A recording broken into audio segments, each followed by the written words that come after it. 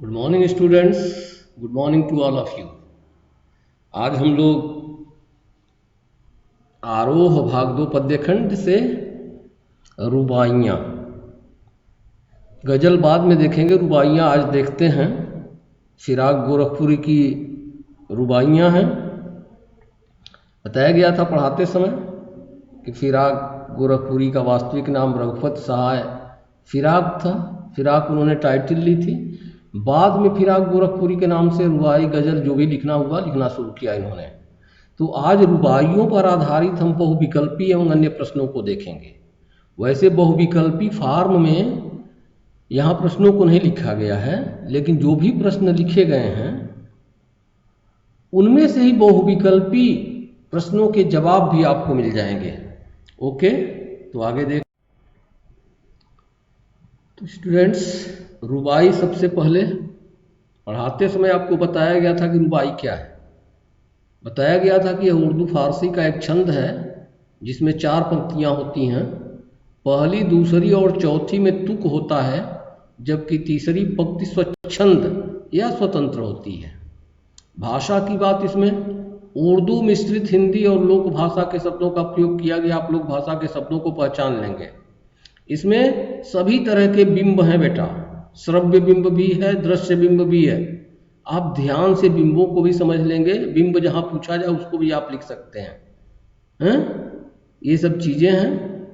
यहाँ चूंकि छंद है तो गेयता और लयात्मकता के सौंदर्य भी आपको मिल जाएंगे। वात्सल्य प्रेम है। माँ और बच्चे का यहाँ पारस्परिक प्रेम दिखाया गया है। एक एक पद्यांश को लेकर के हम चलते हैं। पहला पद्यांश हमने लिया है, आंगन में लिए चाँद के टुकड़े को, और लास्ट में है पिन्हाती है कपड़े तक। इसके अंतर्गत देखिए क्या क्या चीज़ें हैं। चाँद का टुकड़ा यह एक बिंब है, और इस बिंब के प्रयोग के जो भाव हैं, प्रयोगगत भाव यानी प्रयोग से संबंधित जो भाव हैं, उनकी विशेषता आपको बतानी है। चाँद का टुकड़ा एक बिंब है और इस बिंब में क्या भाव है उसकी विशेषता बतानी है। तो चाँद का टुकड़ा माँ की गोद में खेल रहा, उसका प्यारा बच्चा है। आप जानते हैं चाँद का टुकड़ा क्या है? माँ की गोद में खेल रहा उसका प्यारा बच्चा है, जिसे वह हाथों में झूला रही है, कभी कभी उसे हवा में लुका दे रही है। इस प्रयोग से बच्चे को खुश करने के लिए माँ उसे हवा में जो झुलाती है उसका बिंब साकार हो उठा है। तो इस प्रयोग से बच्चे को खुश करने के लिए उसे हवा में झुलाती माँ का बिंब साकार हो उठा है। बच्चे को हवा में झुलाती माँ का एक बिंब है। बिंब क्या होता है?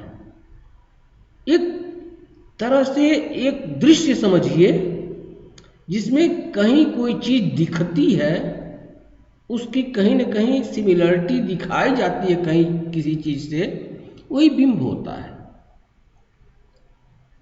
नेक्स्ट है, बच्चे को लेकर माँ के किन क्रियाकलापों का चित्रण किया गया है और उनसे उसके किस भाव की अभिव्यक्ति हो रही है। कौन कौन से क्रियाकलाप आपने देखा? माँ अपने बच्चे को गोद में लेकर आंगन में खड़ी है, वह उसे बाहों में झुलाती है, हवा में लुका देती है, निर्मल जल से उसे नहलाती है, बालों को संवारती है, घुटनों में लेकर के कपड़े पहनाती है। ये भी चाहे तो आप लिख सकते हैं। इन क्रियाओं में प्रेम एवं वात्सल्य के साथ ही उसकी ममता की अभिव्यक्ति हो रही है। प्रेम एवं वात्सल्य के साथ ही उसकी ममता की अभिव्यक्ति हो रही है। ओके, नेक्स्ट है, किस प्यार से देखता है बच्चा मुंह को। कब? जब माँ उसे घुटनों में लेकर कपड़े पहनाती है तो बच्चा बहुत प्यार से माँ के मुख को देखता है। तो ये बच्चे की चेष्टा है, उसकी एक्टिविटी है, उसके क्रियाकलाप हैं। तो बच्चे की चेष्टा जन्य विशेषता यहाँ पूछी जा सकती है। तो आप बताएंगे इसमें बाल सुलभ और चेष्टा जन्य क्रियाएं साकार हो उठी हैं। इसमें 2 क्रियाएं हैं, बाल सुलभ और चेष्टा जन्य क्रियाएं साकार हो उठी हैं। माँ बच्चे को नहला धुला कर जब अपने घुटनों में लेकर उसे कपड़े पहनाती है तो बच्चा बहुत प्यार से माँ के मुख को देखता है, ऐसे में उसका सौंदर्य और निखर जाता है। ये उसकी विशेषता है। बच्चे की जो चेष्टा है, क्या है चेष्टा, कि वह बहुत प्यार से माँ के मुख को देखता है, और उसकी विशेषता क्या है कि ऐसे में उसका सौंदर्य और निखर जाता है। तो इसमें बाल सुलभ और चेष्टाजन्य क्रियाएं साकार हो उठी हैं। माँ बच्चे को नहला धुला कर जब घुटनों में लेकर उसे कपड़े पहनाती है तो बच्चा बहुत प्यार से माँ के मुख को देखता है, ऐसे में उसका सौंदर्य और निखर उठता है। नेक्स्ट क्वेश्चन, माँ बेटे का जो संबंध है, माँ बच्चे का जो संबंध है, उस पर चर्चा की जा सकती है। बहुत अच्छा क्वेश्चन है। तो माँ और बच्चे का संबंध आप जानते हैं वात्सल्य एवं ममता से भरपूर होता है। वात्सल्य एवं ममता से भरपूर होता है। कैसे? बच्चा अपनी सारी जरूरतों के लिए जहाँ माँ पर निर्भर होता है, वहीं बच्चा माँ के लिए सर्वाधिक प्रिय होता है। वो उसकी सभी जरूरतों का ध्यान रखती है, बड़े प्रेम से उसका लालन पालन करती है। ये है माँ और बच्चे का जो संबंध, यानी माँ और बच्चे का पारस्परिक संबंध बहुत प्यारा होता है। ये भी आप लिख सकते हैं, माँ और बच्चे का पारस्परिक संबंध बहुत प्यारा होता है, वात्सल्य एवं ममता से भरपूर होता है। कैसे? कैसे दोनों का संबंध है? देखिए, बच्चा अपनी सारी जरूरतों के लिए माँ पर निर्भर होता है और माँ के लिए उसका बच्चा सर्वाधिक प्रिय होता है। वह उसकी सभी जरूरतों का ध्यान रखती है और सब प्रकार से उसका लालन पालन करती है। दूसरा पद्यांश है, दिवाली की शाम और चांद उतर आया है। तो दिवाली पर लोग क्या करते हैं? दिवाली पर लोग अपने घरों को सजाते हैं, रंग रोगन करते हैं, बच्चों के लिए चीनी मिट्टी के खिलौने लाते हैं, यही सब करते हैं। इस अवसर पर माँ बच्चे के लिए क्या करती है? चीनी मिट्टी के खिलौने लाती है, उसके घर में, उसके घरौंदे में एक दिया जला देती है। माँ के चेहरे पर कैसा भाव आता है? माँ के चेहरे पर प्रसन्नता का भाव आता है। और क्या, जब वह बच्चे के घरौंदे में एक दिया जलाती है तो उस दिए के आलोक में उसका चेहरा और दमक उठता है। तो माँ के चेहरे पर कैसा भाव आता है? माँ के चेहरे पर एक बहुत कोमल और प्यारा भाव आता है जो वात्सल्य से भरा होता है। जब वो बच्चे के घरौंदे में दिया जलाती है तो उस दिए के प्रकाश में उसका चेहरा और दमक उठता है। माँ बच्चे के घर में दिया क्यों जलाती है? बच्चे की प्रसन्नता के लिए, उसकी लंबी उम्र की कामना के लिए। तो मल्टीपल चॉइस क्वेश्चन में ध्यान दीजिएगा। क्यों दिया जलाती है? बच्चे की प्रसन्नता के लिए जलाती है, ये ज़्यादा अच्छा है। और दूसरा अगर ये दे दे कि लंबी उम्र की कामना के लिए, तो ये भी ठीक है। बाल मनोविज्ञान के किस पक्ष का इसमें वर्णन हुआ? बाल मनोविज्ञान मतलब चाइल्ड साइकोलॉजी। चाइल्ड साइकोलॉजी क्या है? चाइल्ड साइकोलॉजी, ये बच्चे किसी भी बात और वस्तु के लिए हट करते हैं और उसे पाने के लिए मचलने लगते हैं। ये बाल मनोविज्ञान है। किसी बात या वस्तु पर हट करते हैं और उसे पाने के लिए मचलने लगते हैं। माँ अपने बच्चे को किस तरह मनाती है? दर्पण में उसे चाँद दिखाकर उसे मनाती है। वह उसकी हर छोटी छोटी फरमाइश को पूरा करती है। तो माँ का कौन सा मनोभाव है यहाँ? ममता है, वात्सल्य है, प्यार दुलार है कि नहीं? तो माँ अपने बच्चे को किस तरह मनाती है? जब बच्चा चाँद के लिए जिद करता है तो माँ दर्पण में चाँद दिखा करके उसे संतुष्ट कर देती है। माँ बच्चे की हर छोटी छोटी फरमाइश को पूरा करती है। इससे उसकी ममता और स्नेह प्रेम का पता चलता है। ओके, नेक्स्ट पद्यांश है, रक्षाबंधन की सुबह और बांधती है चमकती राखी। बताया गया था कि सावन का महीना पावन होता है और भाई बहन का रिश्ता भी पावन होता है। रक्षाबंधन क्या है? एक मीठा बंधन है। इसमें रस की पुतली आया है, तो रस की पुतली कौन है और उसे यह संज्ञा क्यों दी गई है, नाम क्यों दिया गया है, क्यों उसे रस की पुतली कहा गया है? तो रस की पुतली कौन है बेटा? राखी बांधने वाली बहन है। रस की पुतली राखी बांधने वाली बहन है।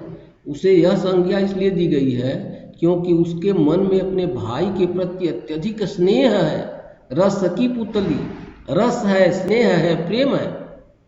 राखी के दिन कैसा मौसम होता है आप जानते हैं कि आसमान में काली काली घटाएं छाई रहती हैं और उन घटाओं में बिजली चमकती रहती है। और बिजली जैसे चमक रहे हैं, लच्छे का क्या आशय है?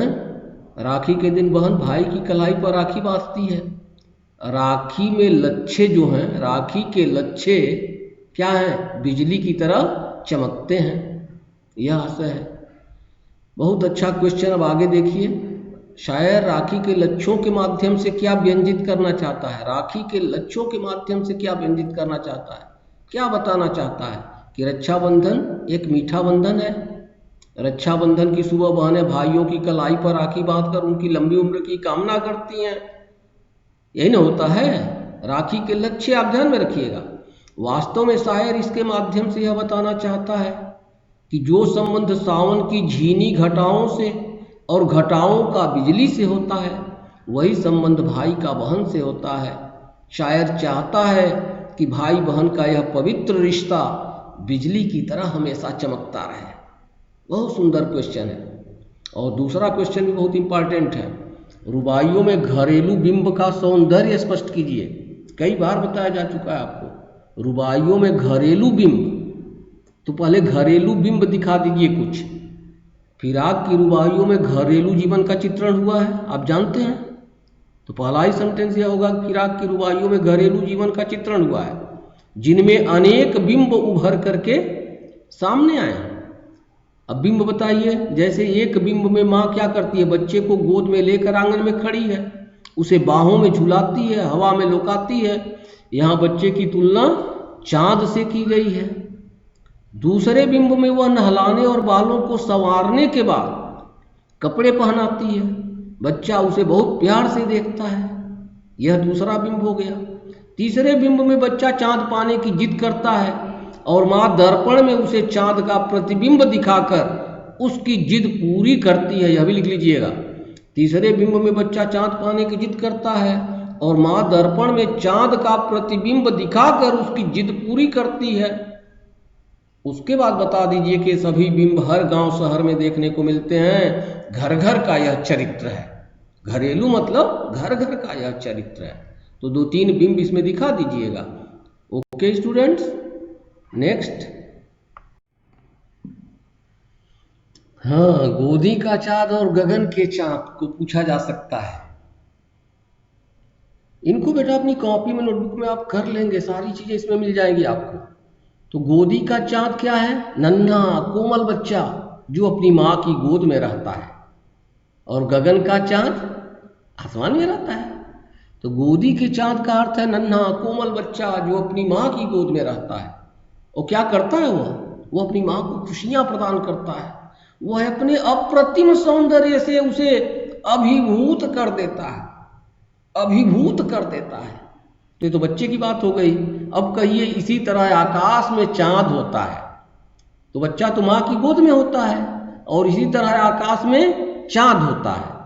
अब देखा, बच्चा माँ को खुशियाँ प्रदान करता है और चाँद अपनी चांदनी से संसार को उजाला कर देता है। तो दोनों का रिश्ता समझ में आ रहा है कि नहीं आ रहा है? माँ जो नन्हा कोमल बच्चा है, गोदी का जो चाँद है वो कहाँ है? माँ की गोद में है। और गगन का चाँद कहाँ है? आसमान में है।